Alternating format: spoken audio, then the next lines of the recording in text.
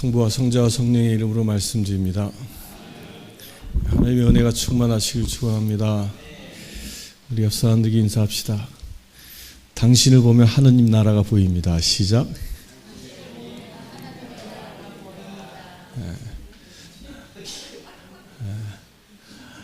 우리 사무엘 맥클레인 사무엘 환영합니다.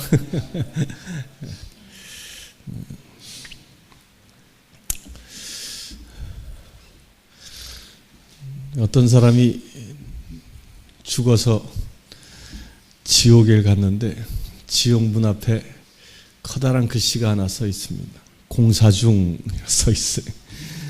그래서 지옥 문을 지키고 있는 자에게 아니 왜 공사 중입니까? 그랬더니 하는 말이 이거 다 한국 사람들 때문에 그래. 그런 거예요. 왜요? 그랬더니 한국 사람들이 살아성전에 찜질방 가서 하도 뜨거운 데 익숙해져 가지고 지옥불에 온도를 올리냐고 공사 중이야. 아 그렇습니까? 그러고 이 사람이 발걸음을 돌려서 천국에 갔습니다. 천국에 가니까 천국 문 앞에서 똑같이 공사 중 서놓은 거예요. 문을 지키고 있던 베드로에게 아니 왜 공사 중이에요? 이거 다 한국 사람 때문이라니까. 아니 왜 한국 사람들이 어째서요? 그랬더니 한국 사람들이 얼마나 얼굴을 많이 뜯어고치고 오는지 도대체 알아볼 수가 없어서 천국 문에다가 자동 인식 장치를 다느냐고 공사 중이다 이렇게 써놨다고 합니다. 우스갯소리죠. 여러분들에게는 하느님의 나라가 있습니까? 천국이 있습니까? 여러분들은 천국을 소유했습니까? 우리 염신부님만 천국을 소유하셨나 보네. 천국의 주인 되시길 축원합니다. 천국은 바라는 자가 가는 곳입니다. 소망하는 자가 가는 것이고요. 또 천국이라는 인생의 목적지를 명확히 가지고 살아가는 자만이 갈 수 있습니다. 여러분들 그 천국의 주인 되시길 축원합니다. 오늘 복음에 보면 너무 유명한 말씀이죠. 어떤 복음이에요? 포도원 일꾼의 복음, 일꾼을 소개한 내용들이죠. 이 포도원 일꾼들 이 내용을 보면 여기에 등장하는 인물이 있습니다. 첫째 누가 등장해요? 누가 등장해요? 포도원 주인이 등장합니다. 또 누가 등장해요? 일꾼들이 등장합니다. 또 누가 등장해요? 일꾼은 특별히 5부류의 일꾼이 등장합니다. 이른 아침에 온 사람, 9시에 온 사람, 12시에 온 사람, 3시에 온 사람, 5시에 온 사람. 또 등장하는 사람이 있어요. 어떤 사람이 등장하죠? 관리인. 그냥 자세히 보셨네. 이렇게 총 보면 이 7부류의 사람들이 등장합니다. 7부류의 사람들이. 그런데 오늘 말씀을 잘 보면 하늘나라는 이렇게 비유할 수 있다라고 했는데 어떤 포도원 주인이 포도원에서 일한 일꾼을 얻으려고 이른 아침에 나갔다. 그러니까 하늘나라는 이렇게 비유할 수 있다. 근데 이건 공동번역이 굉장히 오역해 놓은 거예요. 의역을 많이 해 놓은 거예요. 이게 원문은 뭐냐면 하느님의 나라는 포도원 주인과 같다. 원문은 그래요. 원문은 하느님의 나라는 포도원 주인이다 라고 번역할 수 있습니다. 그래서 개역 성경에도 그렇게 번역했고 천주교의 그 성경도 그렇게 번역했습니다. 공동 번역만 이상하게 번역해 놨어요. 의역을 많이 한 거예요. 그 하늘나라는 뭐라고요? 하늘나라는 뭐라고요? 포도원 주인이 하늘나라라는 거예요. 포도원 주인이. 포도원 주인이 하늘나라다라고 표현하고 있는 거예요. 왜 그렇게 표현했을까? 왜 이렇게 표현했을까? 포도원 주인이 하늘나라라고 왜 하나님은 이렇게, 예수님은 이렇게 예화를 드셨을까? 여긴 중요한 부분이 있습니다. 하나님의 나라는 그동안 우리가 갖고 있는 보통 사람들이 갖고 있는 특히 유대인들이 갖고 있었던 하늘나라라는 개념은 영원히 죽어서 가는 나라 정도로 생각하고 있었던 거예요. 그런데 예수님은 그렇게 얘기하지 않습니다. 하나님의 나라는 영원히 죽어서 가는 곳이기도 하지만 지금 내가 하늘나라 되어야 한다라고 말씀하고 있는 거예요. 지금 내가 살아가는데 천국의 자녀로서 천국을 누리며 천국의 삶을 살아가야 한다라고 예수님은 말씀하고 있는 겁니다. 이것은 무엇이에요? 내가 지금 천국을 살아가는 자만이 진정 마지막 때 완성되어진 천국에 들어갈 수 있는 자격을 얻을 수 있다는 겁니다. 우리 사랑하는 성도님들, 여러분들의 삶이 천국 되시길 축원합니다. 그 천국된 삶을 살아가는 자, 그런 천국된 삶을 사는 자의 이 자가 갖춰야 할 이 성품은 어떤 것일까? 이게 포도원 주인으로부터 우리가 배워야 할 부분이라는 거예요. 포도원 주인이 아침에 나가서 자기 포도원에서 일할 일꾼들을 불러오는데 5차례 가서 일꾼들을 불러옵니다. 그리고 나서 그 일꾼들의 품삯을 지불하는데 어떻게 지불했죠? 똑같이 한 데나리온씩 지불을 합니다. 이거는 지금 우리 현대 자본주의 사회에서도요, 도대체 이해할 수 없는 겁니다. 알바생들이 편의점이나 이런 데 가서 일을 하면 그 일하는데 어떻게 그 삭스를 대우받아요? 시간당해요. 그래서 시급 가지고 싸우잖아요. 시급이 6,000원이냐 7,000원이냐 이거 가지고 막 치열하게 싸운단 말이에요. 그게 우리의 기본적인 개념이에요. 우리는 일한 만큼 받아야 한다라고 생각합니다. 그런데 이 포도원 주인은 전혀 그렇게 생각하지 않는 거예요. 이른 아침, 아마도 이 시간은 아침 6시에서 7시 사이 전후였을 거예요. 그런 12시간 가까이 땡볕에서 일한 사람이나 오후 5시쯤 와가지고 6시쯤까지 근 1시간 정도밖에 일하지 않은 사람이나 대우를 똑같이 하고 있는 것이 포도원 주인의 모습이라는 거예요. 이게 좀 이상하지 않습니까? 아니 1시간 일한 사람만, 하나님은 공정하신 분이신데 공정한 하나님은 1시간 일한 사람은 1시간 일한 만큼 줘야지, 12시간 일한 사람은 12시간 일한 만큼 그 노동의 대가를 줘야지 왜 불공정하게 임금을 지불하셨을까? 이렇게 불공정하게 임금을 지불하는 모습을 보고 예수님은 왜 그것이 바로 하나님의 나라라고 주님은 설명하고 있을까? 전혀 가치관이 다르지 않습니까? 여기서 우리가 발견할 수 있는 하나의 힌트가 있어요. 천국의 가치관과 우리가 살아가고 있는 이 세상의 가치관이 다르다는 거예요. 어떻게 다르냐면요, 세상의 가치관은요, 우리가 어떤 조건을 가지고 있느냐를 봅니다. 내 안에 어떤 능력이 있는가, 그 능력에 대한 평가를 하고 능력에 대한 이 대가를 지불하는 게 세상의 가치관이에요.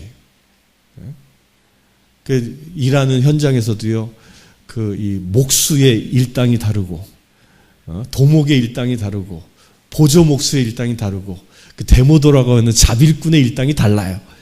똑같은 시간을 일함에도 불구하고. 왜? 능력이 다르니까. 능력이 다르니까 그렇게 능력을 다르게 대우합니다.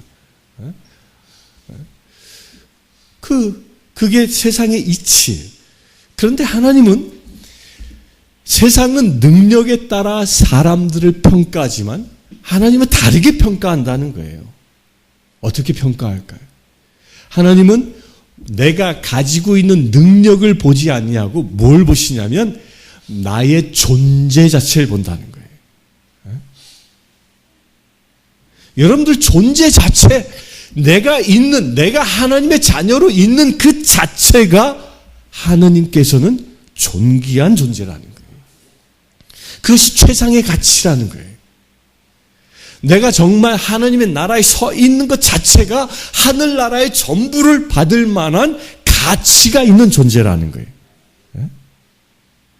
세상 사람들은 내가 얼마나 능력을 가졌는지, 내가 얼마나 잘생겼는지, 내가 얼마나 호의적으로 사람들을 대하는 친화력을 가졌는지 이런 것들을 보지만 주님은 전혀 그렇지 않다. 주께서는 당신에게 부름받아 지금 주님의 나라에 서 있느냐, 그 포도원에 서 있느냐, 이 자체를 보신다는 거예요. 우리 사랑하는 성도님들, 여러분들의 능력은 세상에서 다 다릅니다. 세상 사람들이 평가하는 기준도 다 다를 겁니다. 그러나 여러분들이 이 자리에 앉아서 예배 드리고 있는 그 자체를 주님은 뭐예요? 똑같이 보신다는 거예요. 나이가 든 자나 젊은 사람이나 능력이 있는 자나 없는 사람이나 재산이 많거나 적거나 많이 배웠거나 그렇지 않거나 전혀 중요하지 않은 겁니다. 주님은 모두가 여러분들을 어떻게 보고 계셔요? 모두를 한 데나리온 받기에 충분한 자격을 가진 자로 보신다는 겁니다. 그게 뭐예요? 존재 자체를 인정하는 겁니다. 내가 하나님의 나라 될 수 있는, 되기 위해서는 바로 이런 하나님의 모습을 내가 닮아가야 한다는 거예요.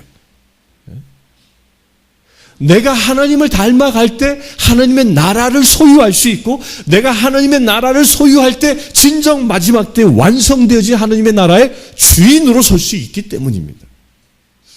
우리가 그리스도인이라는 것은 무엇이에요? 가치관을 바꾸는 겁니다. 세상의 가치관대로 살아가는 자가 아니라 하나님의 나라의 가치관대로 살아가기로 결단한 자가 그리스도인이에요. 그렇기 때문에 우리가 제일 먼저 해야 할 것이 바로 사람을 보는 눈을 바꿔야 한다는 겁니다. 어떻게? 하나님처럼. 최소한 여기 앉아있는 사람들은요, 내 주변의 사람들을 볼 때 그 사람이 무엇을 가지고 있느냐를 보고 평가해서는 안 된다는 거예요. 사람들은 그러잖아요. 잘생기고 키가 크고 잘생기고 멋지면 이렇게 우러러보잖아요. 그러니까 사람들이 자꾸 저를 우러러봐. 제가 키가 커서 우러러보는지 잘 모르겠지만 세상 사람들은 그래요. 그러나 우리 그리스도인들은요, 그렇게 보는 게 아니라는 거예요. 그 사람이 무엇을 가졌는지를 보는 게 아니라 그 사람이 지금 어디에 있는지를 볼 수 있어야 합니다. 어디에 있는지. 그 사람이 주님의 말씀 안에 있는지, 말씀 밖에 있는지, 그 사람이 지금 예배 가운데 있는지, 그렇지 않은 곳에 있는지를 볼 수 있어야 합니다. 어디에 존재하고 있느냐. 곧 어디에 서 있느냐를 볼 수 있어야 돼요. 그래서 예수님은 어떤 관점으로 봅니까? 이 사람이 포도원에 있는지 없는지의 관점으로 본다는 거예요. 우리 사랑하는 성도님들, 여러분들은 주님의 포도원 된 이 교회에 오신 것을 축하합니다. 그 관점으로 보는 거예요. 머물러 있어야 되는 거죠. 그래서 우리도 동일한 눈으로 우리의 성도들을, 우리의 지체들을 볼 수 있어야 됩니다. 그러기 위해서 뭐예요? 눈꺼풀이 꺾여져야 돼. 주님의 눈을 가질 수 있어야 됩니다, 우리가. 그동안 내가 세상의 가치관으로 세상을, 우리의 형제 자매들을 보고 판단했다면 이 눈을 바꿔야 되는 눈을. 어떤 마음으로 보라고요? 주님의 마음으로.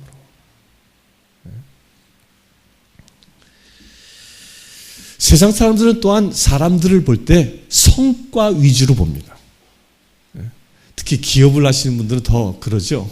내가 거느리고 있는 우리 고용된 직원들이 얼마만한 성과를 내냐에 따라 그 사람의 능력 여하를 평가하죠. 그게 그렇죠. 세상의 원리예요.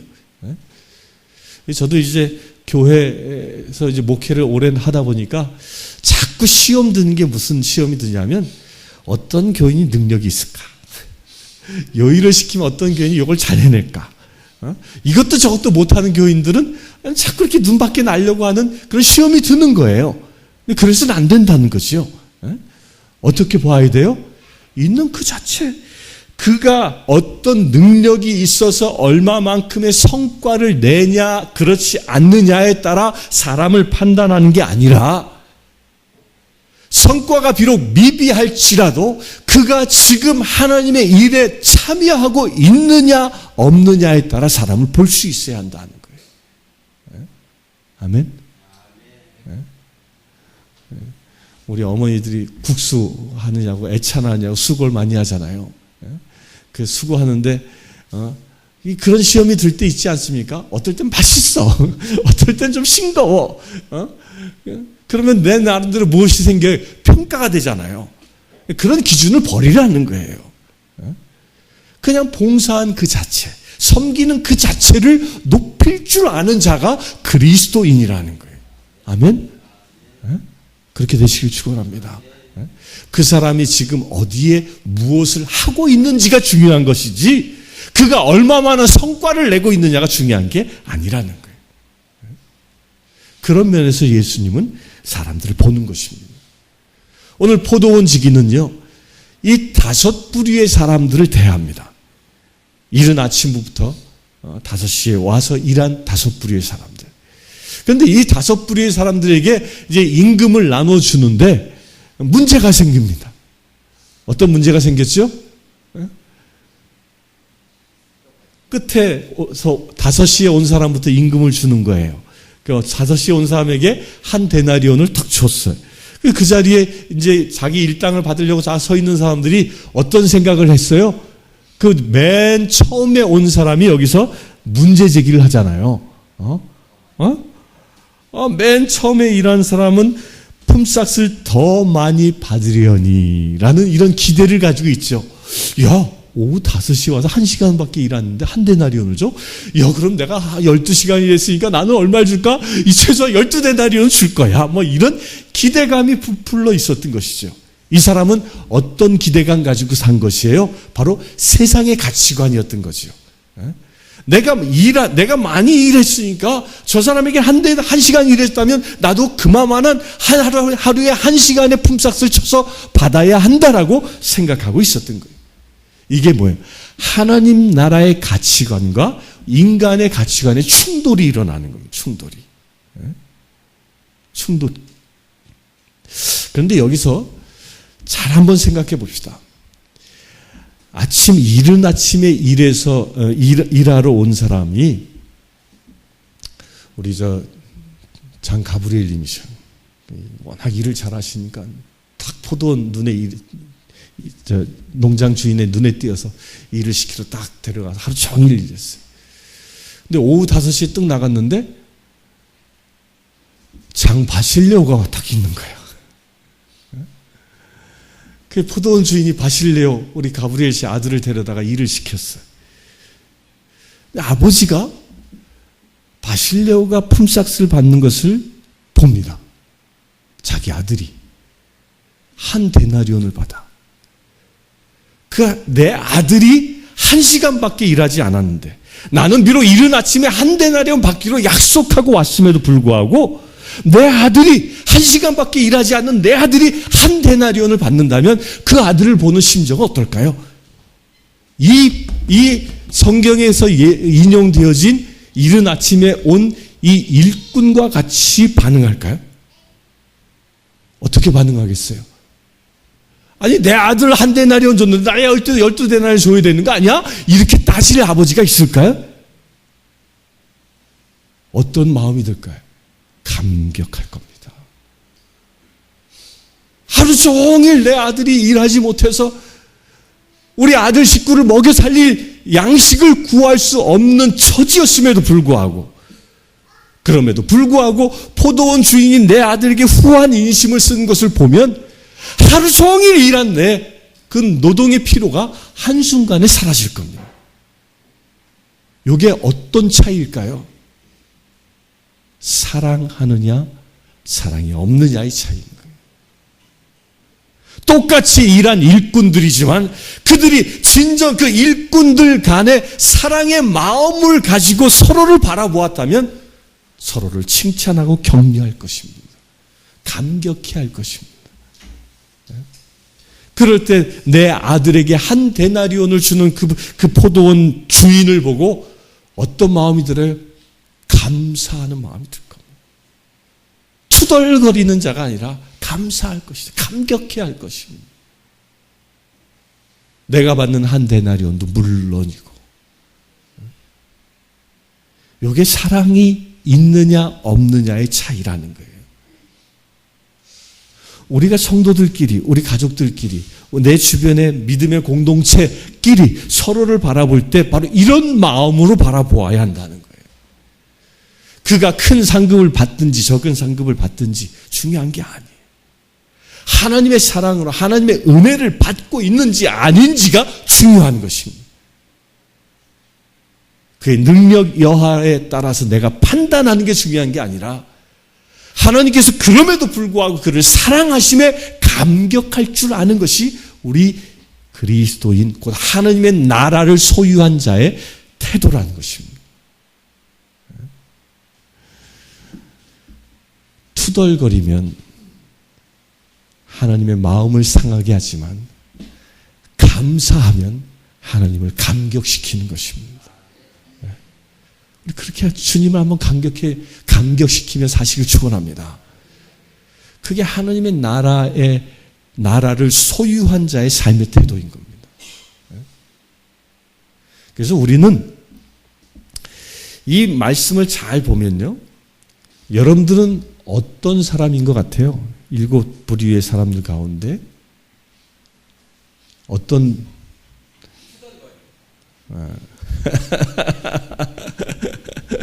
염시분이 투덜거리실 만해. 일생 성직으로 사셨고 봉사했는데 나에게 주는 게 한 데나리온밖에 없단 말이야.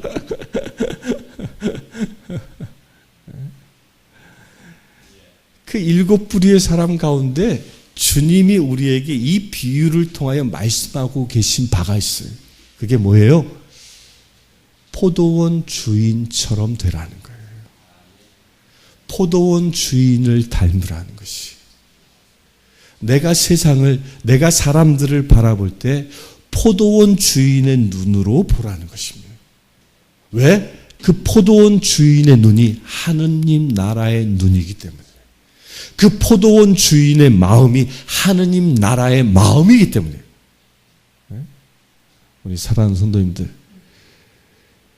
내가 능력이 있고 없고는 중요하지 않습니다. 하나님은 놀랍게요, 사람들을 평준화시킵니다. 이게 나이가 들면 들수록 이 평준화되는 게 많아져요. 나이가 들면 제일 먼저 평준화되는 게 뭘까요? 우선 외모가 평준화돼요. 외모가. 젊어서 20, 30대 그 잘나고 멋진 모습들이 한 50, 60 넘어가 봐야 이제 여러분들이 저보고 잘생겼다는 얘기 안 하잖아요. 제가 그랬는데 30대 때 미남이라는 소리 꽤 들었거든요. 그렇죠? 우리 오신동님 잘 아셔. 제가 강동교에 있을 때 젊은 처자들이 줄줄줄줄 따라다녔다니까. 그런데 이제는 사람들이 쳐다보지도 않아. 나이 50이 넘으니까 외모에 평준화가 일어나는 거예요. 한 60 정도 넘어가 봐요. 그 다음에 무슨 평준화가 일어날까요? 지적 능력의 평준화가 일어나기 시작합니다. 깜빡깜빡 잃어버리잖아요. 그러잖아요. 무슨 말을 해야 할지도 잊어버리고 자꾸 잊어버려요. 기억력도 감퇴되어지고 배운 자나 못 배운 자나 비슷한 수준이 비슷해진다니까. 그렇잖아요. 거의 그렇게 되는 거예요. 그렇게. 그리고 언제 완벽하게 평준화될까요? 숨을 거둬 관에 들어가는 그 순간은 완벽하게 평준화됩니다.